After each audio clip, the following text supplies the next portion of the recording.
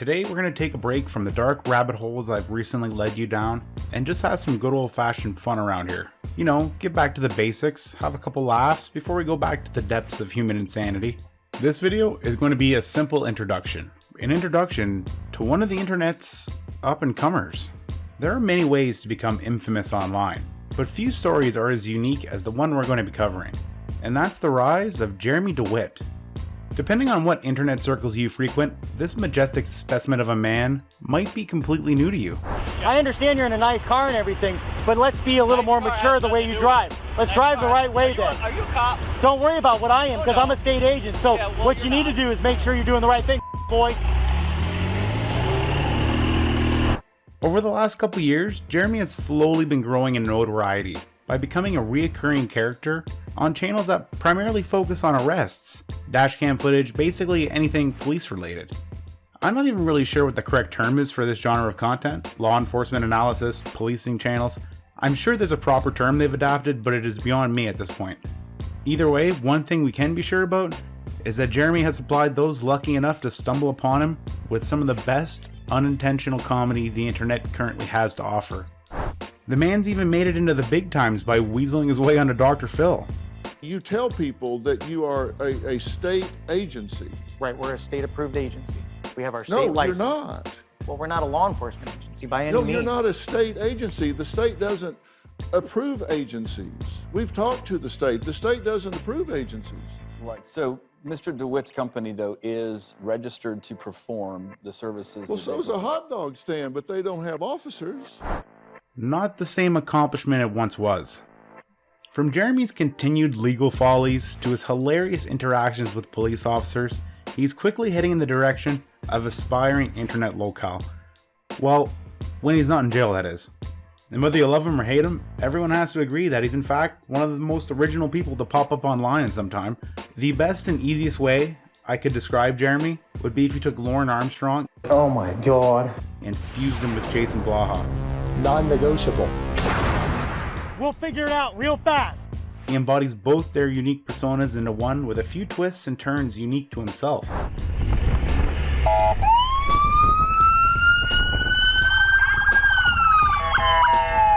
out of the way. Move your fuck.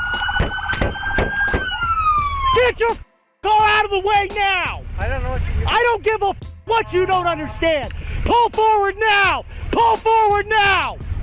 The first thing the majority of people are going to think when they see Jeremy is, why is he dressed like a cop? And it's a very good question to ask. It's kind of at the heart of Jeremy's issues. Well, not the heart per se. Jeremy's one of those meatballs that would definitely find a way to land himself in a shit pile no matter what timeline he's currently in. But the fact that someone's initial impressions of him may be that he is somehow associated with law enforcement definitely adds a new aspect to this and helps form his unique online identity, which is, in the simplest terms, the internet's greatest police impersonator. What's wrong, sir? What's wrong? I'm sorry? Are you okay? I'm fair. Are you law enforcement? I'm asking you a question. Are you okay? If you're not law enforcement, I'm not stopping for you. Listen, if you keep going, we'll figure it out real fast. Let's figure it out real fast. Now, we have to clarify that Jeremy isn't just some dude that dresses up like a cop and roams around harassing random vehicles on the highway under some guise of assumed authority. Sure, he does do that, and quite often. Thank you. Come on, man. Get out of the way. I gotta deal with this idiot. Move. Sit tight, sir. Please don't continue. Hey, boy. Hey, piece of boy. Reach for Boy. But it's not as simple as that. It never is. So Jeremy runs an interesting operation. He has a company called Metro State Special Services that focuses on funeral escorting. To be honest, before Jeremy, I didn't even really know that was a thing, but it is. Jeremy would supply an entire entourage of cars and motorcycles that would lead a funeral party from one destination like a church or funeral home to the burial site. Pretty simple. This is where the majority of the issues would arise, because not only did Jeremy have his vehicles retrofitted to look like law enforcement vehicles, but he actively tried to play the part, then took it to the next level. What are you doing? What the fuck does it look like I'm doing, dumb? Get the fuck over before you find out. Stop pretending you're a police officer. Listen, I know what I'm allowed to do and what I'm not allowed to do. What you need to do is figure it the out before you start talking and cutting us off. I'm not cutting anyone. Go ahead and pull your little phone out. I'm not do cutting your little anyone Google search and figure out what we're doing and what we legally allow. Good. Then back off and give us room. I'm not interfering with you at all. You are by running along. You've been blocking traffic. Yeah, I need you to stay to the side, sir. Getting into verbal altercations with anyone and everyone on an active highway seems to be his bread and butter. Over the years, this has resulted in numerous run-ins with local police, tons of tickets and citations, a couple of hilarious arrests, and the potential for 85 years in prison. Jeremy himself has quite a long rap sheet that definitely adds an extra element to this also. See, Jeremy's internet notoriety is relatively new, but his criminal history and strange behavior has been around for quite a long time, and follows him like a bad stench. There are two instances from Jeremy's past that are really great examples of this. One is his arrest in 1998 when he was 18. You say you did impersonate a police officer back when you were 18. You admit that. Yes. And at the time, you were in the Explorer group, which is a track to becoming a police officer. One night, Jeremy drove to a gas station to get some gas. He proceeded to pay with a prepaid Visa card and it was declined. He gave the cashier some bullshit story about it being a gas card and that he was an officer, so there's no reason to really make a big deal. He had a Dodge Charger with strobe lights installed, along with some decals that to the untrained eye might indicate association with law enforcement, which he tried to play off of to the cashier and told her that he would come back the next day and pay. Seeing as he wasn't in uniform and the whole situation itself was kind of strange, the cashier notified her boss, and when Jeremy didn't return the next day, they called the police. As it turns out, this wasn't the first time this had happened. Soon after, the Orange County Sheriff's Office showed up at his house and arrested him and impounded his car, which had a Smith & Wesson revolver in it. This would be the start of the legacy of Motor One. All throughout his entire 20s, he had run-ins with the authorities.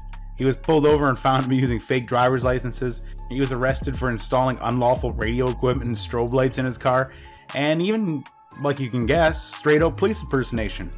All of this led him to his first real stint in the clink. He wasn't off to a good start for someone in his 20s, that's for sure. And well, it always gets worse before it gets better. Another incident from Jeremy's past that keeps coming up to bite him in the ass seems to be from a charge in 2005 that landed him as an RSO. Jeremy, who was 24 at the time, was at a bar in Florida. He met a girl there and took her home. They hooked up twice, once in October 2004, once again a month later in November. Fast forward 2 months, and on January 10th, 2005, a warrant was issued for his arrest. He was getting charged with lewd battery on a minor. The supposed woman he took home from the bar turned out to be 15, not 18. Jeremy said he had no idea and that she lied about her age. Whether or not that was the case is kind of up in the air. Jeremy, facing 15 years hard time, ended up lucking out and only getting sentenced to 1 year, along with 5 years of probation. His status as an RSO is something that tends to come up often and causes him massive issues in his later years.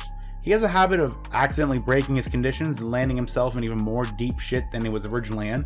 In 2008, he tried to have his conditions of his probation modified. During the court process, it was revealed that he was actively trying to put together a junior airsoft team, which is probably the reason he sought to get the modification in the first place. But as it turns out, he was a little too eager and may have violated his probation by pursuing this endeavor before getting said modification. He ended up serving even more time for this, another 2 years down the shitter, with an extension on his probation. But in the end, that only momentarily quenched his growing thirst for authority. Sometime around 2011 and 2012, once Jeremy was released from prison, he came up with the idea and concept for his company Metro State. At first they were a small operation, but eventually grew to have multiple vehicles and even a handful of employees, most of which find themselves ending up being just as strange as their leader. First up would be Jeremy's younger brother. He has a history that nearly mirrors Jeremy's. Not only does he himself have a history of driving in traffic violations, and more recently police impersonation, but he's also an RSO too. He was busted in 2013, and what can best be described as a to catch a predator sting? He was caught with a bunch of weed trying to meet with a decoy, who he was chatting up online in some degenerate chat room. Another one of Jeremy's employees was arrested for driving with a suspended license and carrying a real handgun on his tool belt during funeral escorts, and on a separate occasion, may have accidentally struck and killed a pedestrian while driving a company vehicle. And to top it off, 3 more of his employees were involved in an incident where they were caught attempting to extort money off a local business owner while pretending to be members of law enforcement. Quite the team if you ask me. Jeremy also employed 2 of his ex-girlfriends for short periods of time. Someone forgot to tell Jeremy one of the cardinal rules in life. Don't shit where you eat. I've been there. Never ends well. Don't worry, I'll elaborate. So Jeremy's been married since 2005. He got married to a Muslim woman the same time he got into shit in regards to the incident with the minor. He's been with his wife the entire time since, but they're kind of in a weird open relationship. I'm not sure if it's a cultural thing or just a weird situation that evolved from his infidelity, but either way, Jeremy would end up starting multiple relationships all at the same time. He met this one woman named Jennifer through the website Ashley Madison. I believe you can actually find his messages in the big leaks. Jennifer and Jeremy have this super toxic love-hate relationship. One minute she's asking to move in with him, and then the next she flips and she's making false reports about him to the National Center for Missing and Exploited Children. Yeah, it's a wild ride. She got him arrested for a probation violation. Part of his restrictions is in regards to social media. Jeremy has to register the websites and chatting apps he uses. Long story short, he didn't, and during one of his many brush-ins with the law, Jennifer was interviewed and she spilled the beans on his accounts that he used to meet and chat, exposing yet again another probation violation. Besides Jennifer and his first wife, Jeremy was also dating another woman named Jessica. For a while in 2018 and 2019, he was dating all three. The man was, without a doubt, busy, and he also had some future plans. See, Jeremy wanted to branch out from just funeral escorting and start working alongside ambulances and paramedics. He even nabbed a cameo with the WWE. Jennifer, on the other hand, has released a bunch of personal text messages and info about Jeremy over the years to those willing to seek it out, and has even gone to the extent to participate in interviews around his shenanigans when they're in one of their fighting phases. All of the information about Jeremy's early days before his internet notoriety came from a website called jeremydewittekcase.com. The site is currently inactive, but the majority of it is still accessible through the Wayback Machine. The researcher has compiled quite a lot of information surrounding the history of Motor One. It's a good read, and I hope they eventually come back and continue the coverage, but it seems they've gone dark as of late. So, now that we've talked a little bit about Jeremy's history, let's take some time and see him in his full raw glory. Because let's be real, that's why we're all here. You out of my funeral! Out of my funeral! You over there! Now Jeremy has a lot of footage out there. There are countless hours just from police body cam footage, not to mention his own channel that he started. And if I were to cover every single little detail, we'd have another hour-and-a-half long documentary that nobody's gonna actually sit through on our hands. So to keep things digestible, I've chosen 3 separate incidents involving Jeremy and his interactions with police. In my opinion, these do an amazing job of showing not just Motor One in action, but also the growing tension between himself and the police that inevitably become familiar with him over the course of the following interactions. I've edited them down to be digestible chunks, and I will be giving you some context for each segment. The full videos on their own are great to watch, and will also be linked in the description for those of you who are into this stuff. I recommend checking them out. The channels that got them are doing a great service to the internet by seeking these videos out and making them public. Now with that said, let's get into this. June 25th, 2019. Jeremy and his wife are renting a room at an Airbnb when a humble tow truck driver who's just trying to feed his 9 kids, true story by the way, pulls into the parking lot. At the same time, Jeremy's wife was trying to enter the building. For whatever reason, the tow truck driver gets out of his truck and is suddenly met with a verbal assault and what can only be described as an albino goblin multiple stories above him. After several tense minutes, smarter heads prevailed and they discussed it like gentlemen and carried on with their day. Wrong. Okay, fine. It actually escalated from a screaming match to the point where Jeremy threatened him and threw a metal chair off his balcony at the driver. We pick up when the cops hit the scene moments later.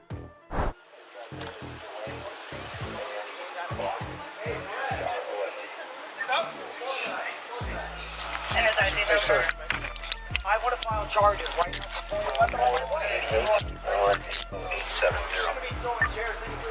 Officer, he pulled a weapon on my wife. You don't throw a chair at somebody, all right? He pulled a weapon on my wife.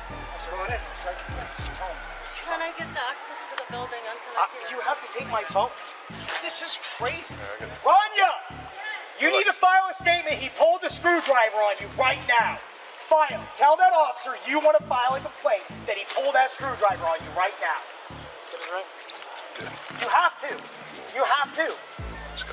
This is crazy. Their dispatcher even said he pulled it on us, and she said it was for the linkage. Oh, come on, guys. This is bullshit. How the We were protecting ourselves. Give me a lieutenant, officer. officer. Yes. Come on, man. This isn't right. We were protecting ourselves. You're a federal agent, you said, sir? No, I'm a state certified agent. State certified agent, okay. Officer, he pulled a weapon on my wife. What are we doing? She can file a statement. Let me talk to the sergeant. Come on, officer. Okay, listen. Give me 1 second, all right? Come on. Give me 1 second. Take me to jail? Give me 1 second. I'm gonna get a sergeant for you. You want to talk to him? Yes or no? I need you to calm down then. It's a long screwdriver, orange handle. How do I know he has it if he didn't pull it on us? Long screwdriver, orange handle. Come on. Oh, he wants to talk to you. State certified federal agents. Well, then why is he acting like such a moron? And just trying to make up shit.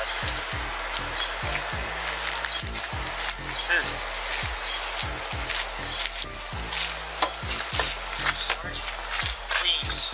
You gotta talk to this guy then and see if you can talk him to apologize, do whatever you got to do so he doesn't press charges at this time. You're gonna have to eat humble pie. Yes, because you let your temper get the best of you in this one. But Sergeant, is the screwdriver not in the truck? The screwdriver was in the bag. He uses it to take everything's on camera. He uses it to take off. Sergeant, when I called his supervisor just now, they said he wasn't trying to hook up our vehicle. So when he came back, we didn't. Well, that doesn't matter. What matters right now, what we're talking about is the threats and all that stuff. And if you're being aggressive and wild, you got to control your temper. Roger, so why don't we talk to him and see if you can talk to him? Can you apologize without being snotty? Yes, Sergeant. And just eat humble pie. And I'm doing this because you're an officer. Am I correct? Yes, Sergeant. Then you don't want to jeopardize your job. You gotta just eat humble pie on this one and just say you're sorry, okay? Yes, and we'll just give him a report. Hopefully it will go that route. How are you with that? Sounds good. He wants to apologize to the guy. The guy said it would be okay if we just did a report, but it's damage to the property. Come on out. Is it okay if we take him out? Is it okay? You want to do this route? It's our job. It's good job. You weren't here, so I figured. Mario, is that all right by you? Sorry. That's okay. Yeah, it's good. All right. I mean, if he's willing to apologize, if that's what he's saying, you want to handle it accordingly amongst each other. Okay, he wants to talk to you then. Hey, sir, I am sorry. I didn't know who you were at first, and then when you're trying to hook up, I'm screaming down. You heard me screaming. I was trying to stop you from doing it because we're allowed to be there.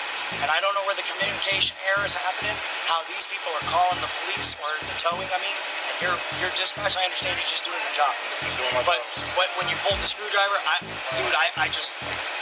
worried about my wife's safety. What do you mean pull the screwdriver? He's not pulling the screwdriver to attack it. Why would he? On me. I'm gonna press it then. Because you're lying on me. I never saw your wife. Calm down. Stop. Listen to me for a minute. Do you think he'd actually pull a screwdriver on a woman? Come on. She's like a quarter of the size. Roger. Yes. That's silly. No, I'm sorry. All right, brother, I swear I am sorry. My boss just wants for the damage. We got to do the report, and you got to cover that damage for him. You know, I understand you're frustrated, but you got to calm down with the temper. Roger. This is the best of all things. Roger, sir. But we're going to give him the report. Okay. All right? Yes, sir. How do you feel about this, Mario? Do you think it should be a king, or you okay like it is? Yeah, so far. City with Terrace, 14, boy. Just in my opinion, why would you throw a chair from that high? It's a serious thing. Yeah, so we'll just make it a king then, if that's what you feel better about. And then he could figure it out with his job after. Because I don't want this to hit us later. All right, gotcha.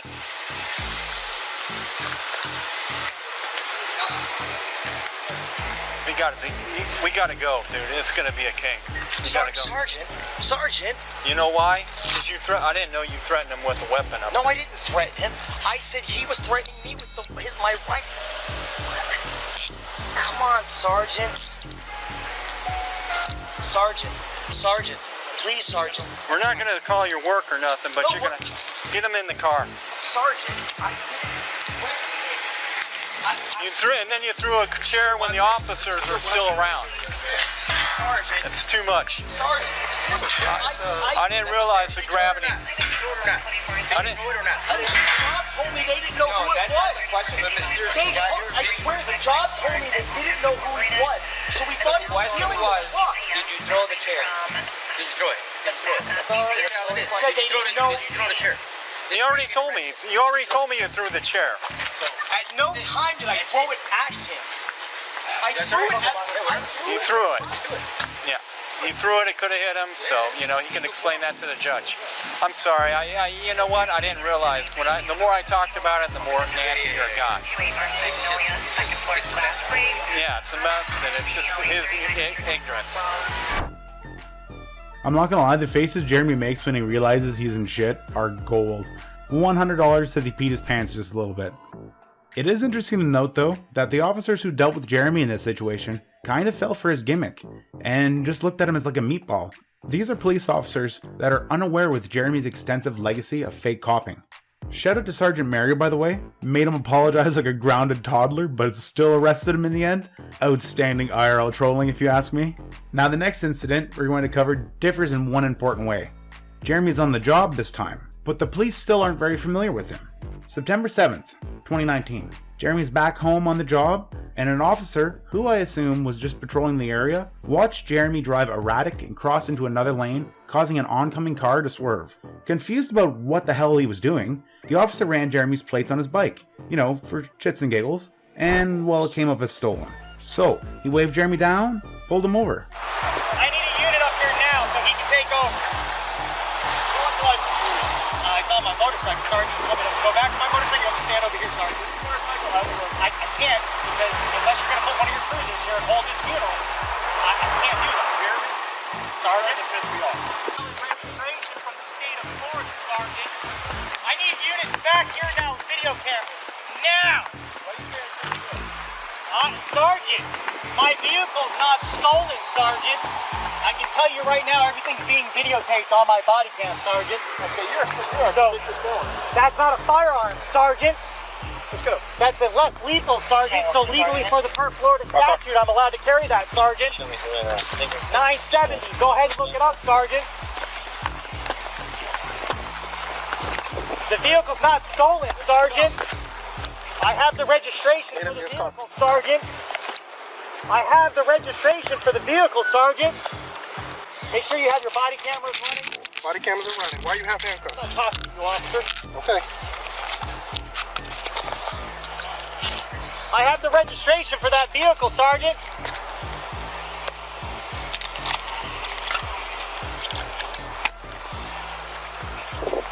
I want everyone on this scene with their body cameras rolling. Let's go, everybody can move on. No, they're 12 with me, just like your officers would be if you needed help. They can go. No, they're staying per my orders. Stay. Hey, officers, I'm getting this all on video camera. Vest on? And I can promise you, this isn't going to go the way you're planning. Officer, that's because the Honda was stolen and we got the tag back from the Orange County Sheriff's Office and then we registered it to that motorcycle. And that motorcycle has that tag. And the Department of Motor Vehicles issued the registration sticker for that tag. Huh? All right. In the car, dude. You just chill. If it's an issue, we'll figure it out. But you screaming and yelling isn't going to change that. Okay? Well, pulling me out and putting me in cuffs and when your car is, when it shows signal 10, stolen, it's a felony. So that's how it's done. Registration, and I have the registration on my phone, but you guys are refusing to listen. Just sit tight. Okay. So this clip wasn't as exciting or riveting as some of the other pieces out there, but it is a great example of the transition he started to go through with the police. The officers in this situation were a lot less willing to work with him, and even seemed to be concerned or at least speculative about him. The one officer noticed that he had handcuffs and a bulletproof vest on. Bear in mind that I'm almost sure by this point, when this happened, the majority of the local police force already knew about Jeremy and his antics. He has been arrested more times than I can count and is sitting on something like 9 or 10 open felony charges, but these officers appear to have missed the debriefing on Dewitte, which just so happens to be quite a different scenario from the next clip. March 23rd of this year, a cozy afternoon. The officers patrolling the highway comes up to Jeremy and his crew of RSO and felony bikers and sees that Jeremy has what appears to be a handgun. This officer seems to be familiar with the legend of Motor One.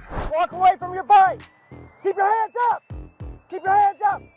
Go down to your knees. Do not reach for that firearm. Do not reach for that firearm. Go down to your knees. Go down to your stomach. Do not reach for that firearm. Go down to your stomach now. Do not reach for that firearm. You're being secure because you're openly carrying a firearm. What? You're openly carrying a firearm. I was carrying a pepper ball. You already know that. I do not know that. That is a firearm. That is a firearm right now. Whoa, whoa, whoa, whoa. Leave my camera alone, bro. Jeremy. Leave my camera alone. No, you're not going to talk to me. Okay, I dictate this traffic stop, not you. You understand me? What are you yanking my helmet off? I'm trying to take your helmet off. What are you yanking my helmet off? I'm trying to identify you because I can't see you. You're trying to identify me? Bro, leave my camera alone. What is this? It is a fire. No, I do not. You know it's a pepper ball. Stop it, man. All right, I'm going to take it up. Bullshit. Stop with that bullshit. Give me a lieutenant. It was in plain view. It's in plain view. How am I being... Call for a case car. Okay. Give me a lieutenant. Go ahead and stand up, Jeremy. Give me a lieutenant. Give me a lieutenant. Give me a lieutenant. Jeremy, just be quiet. No, give me a lieutenant. Jeremy, just be quiet. Jeremy, listen to me. Jeremy, listen to me. You guys are calling us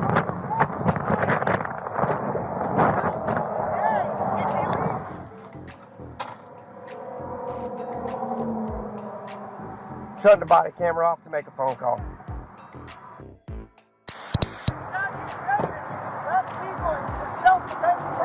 Jeremy, I'm going to explain this to you right now, and I want you to listen up, and I want you to stop running your mouth. Okay. All right, you sound like a little child out here running your mouth. Okay, listen to me. Jeremy, listen to me. I'm going to tell it to you. Okay? You're being arrested for carrying a concealed weapon. That's what you're being charged with. When we get off the roadside, I'm not going to argue with you here on the roadside. This isn't the place or time to argue with you. Listen to me. It's not the time or place to argue with you. When we're done here, I'm going to take you back to the station, and then we'll talk about it. But I'm not going to argue with you up here on I-4. It's not the place. It's not the time. Okay? So listen to me. You are, it's a concealed weapon. I said when we get off this roadway, I will discuss it with you. But I'm not going to discuss it with you here. It's a bad place. So as soon as the call gets here to put you in the car and the record gets here, we'll go talk, okay? All right, that's it.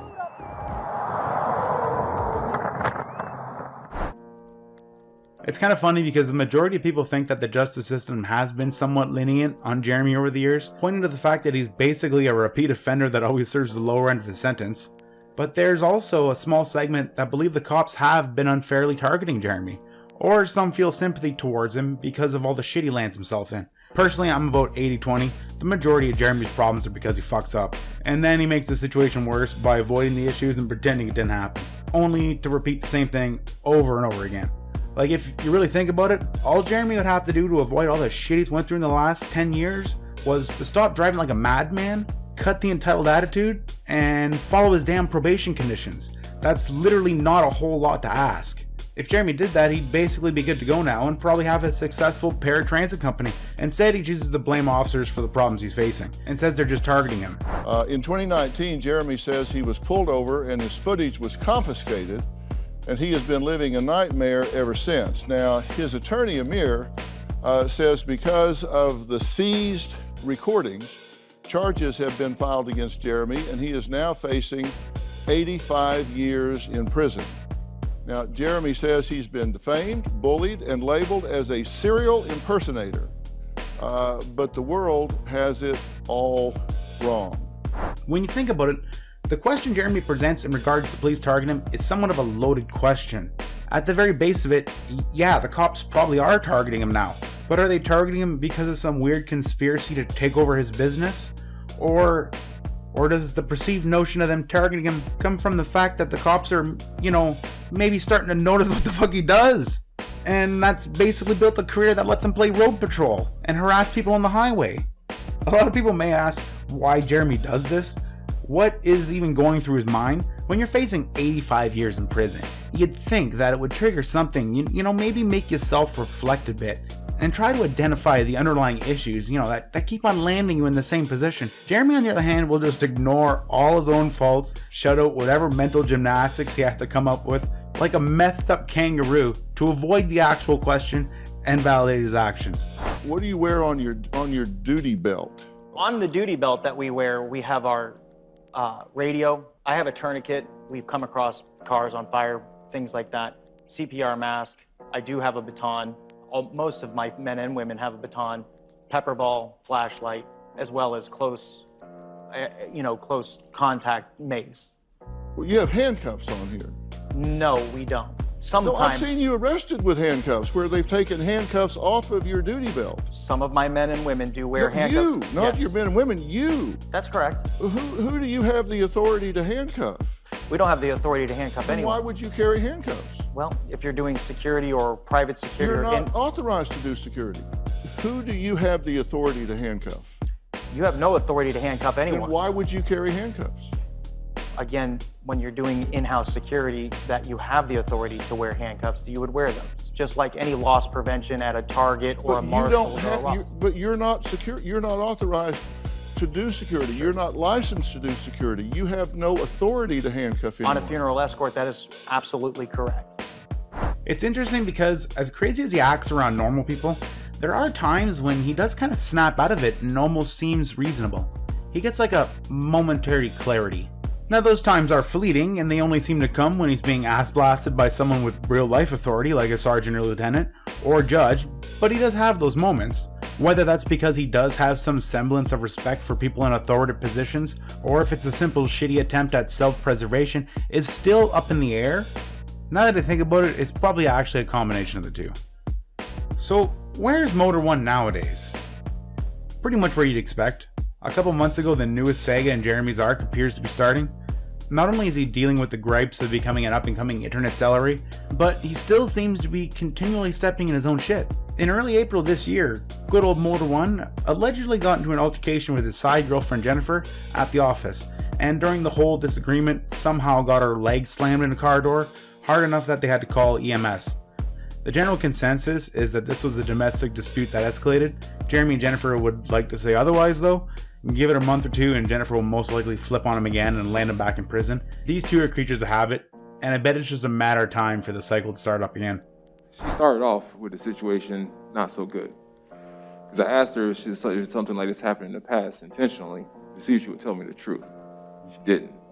The face sheet I'm looking at is several acts of domestic violence between these two individuals. So I don't know how much weight you want me to put in to her testimony to tell me that she called for medical assistance and nothing happened. That may be true. I don't know. But as of right now, of course, going to find probable cause for his arrest